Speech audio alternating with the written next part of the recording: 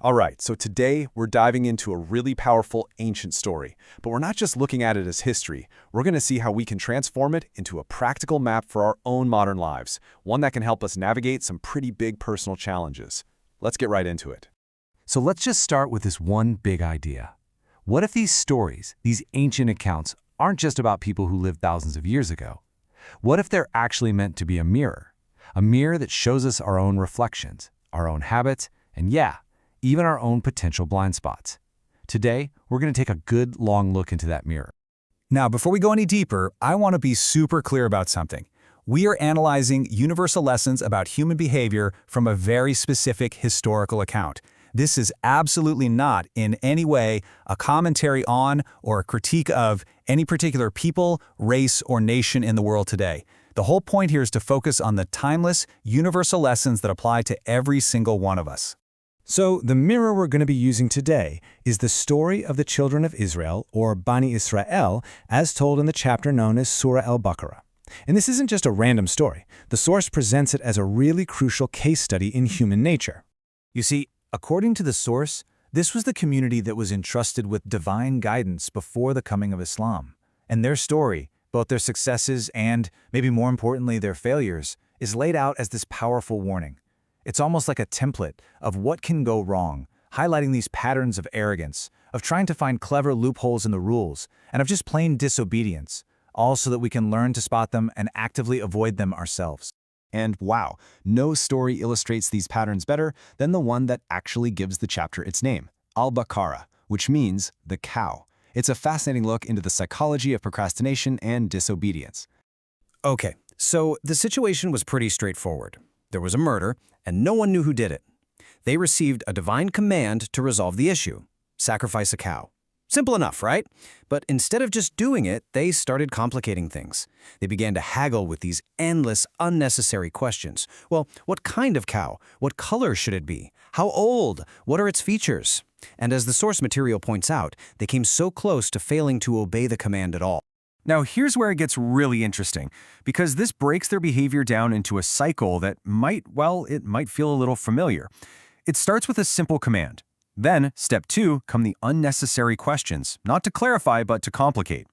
This, of course, creates complications, which leads to a delay, a procrastination, that brings them right to the edge of outright disobedience. It's a perfect blueprint for how we often talk ourselves out of doing what we know we're supposed to do.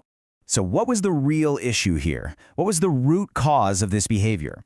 The story doesn't just describe the symptoms, it actually diagnoses the underlying spiritual diseases that led to this whole situation. So the first disease is called tashdid. This is basically the act of making our duties needlessly, ridiculously difficult for ourselves.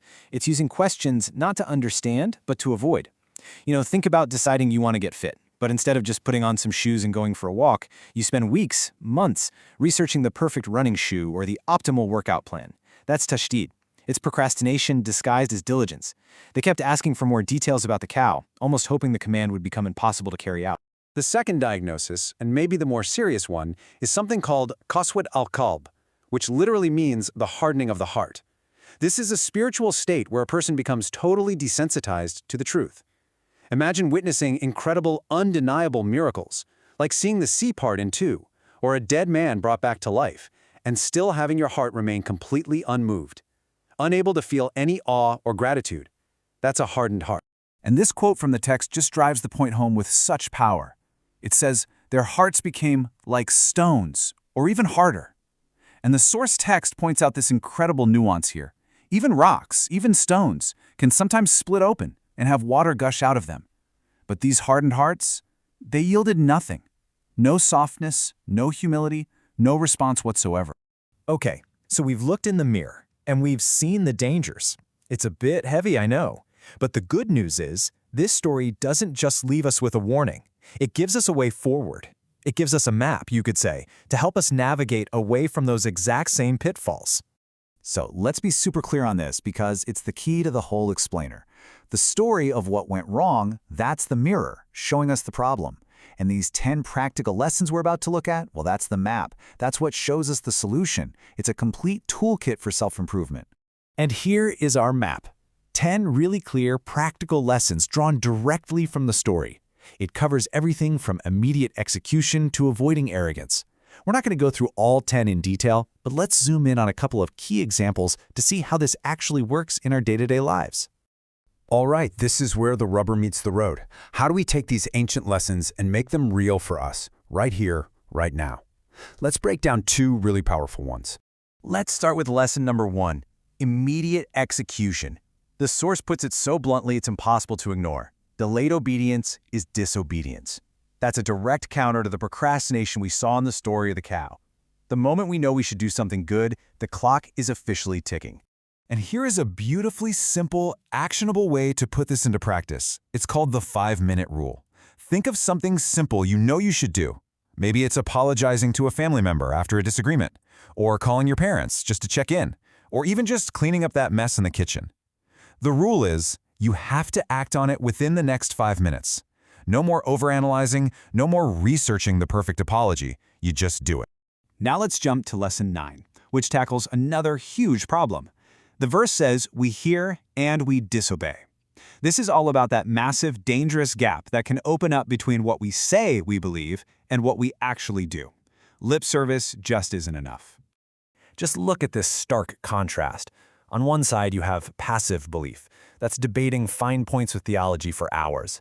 On the other, you have active belief, actually practicing simple ethics for few minutes. Passive belief is thinking, yeah, I should give to charity someday. Active belief is giving a small amount right now. It's the huge difference between knowing honesty is a virtue and actually telling the truth when it's really, really hard. So how do we bridge that gap? Well, the source suggests a really powerful technique, the belief-action pair. For every single statement of belief, you physically pair it with an action. So if you say, I believe God is the ultimate provider, you immediately follow it with, so I will share a part of my lunch today. If you say, I believe in being grateful, you follow it with, so I'm going to send a thank you text to someone right now. This forges a physical link between your heart and your hands, making your belief tangible and real. And so that brings us right back to where we started. We've looked into that historical mirror, we've unfolded the map, and looked at the practical directions. And now comes the final, and honestly the most important step, turning that mirror back towards ourselves. So I'll leave you with this final thought. Of all the lessons we've touched on, which one of them is speaking to you the most right now? Is it the 5-minute rule for procrastination? Is it about guarding against the hard heart? Or is it about pairing your beliefs with real actions? Just pick one and ask yourself, which single lesson from this map will you use this week to polish your own mirror?